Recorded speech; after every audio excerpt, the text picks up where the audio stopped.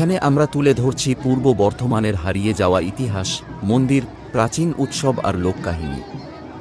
আপনি যদি ইতিহাস ভালোবাসেন তাহলে চ্যানেলটি সাবস্ক্রাইব করে পাশে থাকুন। পূর্ব বর্ধমানের গানপুর ছোট্ট একটি গ্রাম, কিন্তু এখানকার রথযাত্রা বহু পুরনো। প্রতি বছর আষাঢ় মাসে গানপুর জগন্নাথ মন্দির থেকে বের হয় রথ, তিন দেবতা জগন্নাথ, বলরাম আর সুভদ্রাকে নিয়ে। এই রথ টানেন গ্রামের সাধারণ মানুষ, ছেলে, বুড়ো, মেয়ে, সবার একটাই বিশ্বাস, রথ টানলে পুণ্য মেলে, শান্তি মেলে।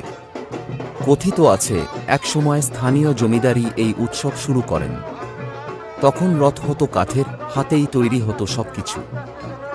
আজও সেই ঐতিহ্য ধরে রাখছেন গানপুরের মানুষ। ঢাক, কাঁসরের শব্দ, ফুলের গন্ধ আর ভক্তদের সান্নিধ্যে যেন একটা অন্যরকম পরিবেশ তৈরি হয়। গানপুরের রথ শুধু এক উৎসব নয়, এটি আমাদের ইতিহাস, সংস্কৃতি আর বিশ্বাসের প্রতীক।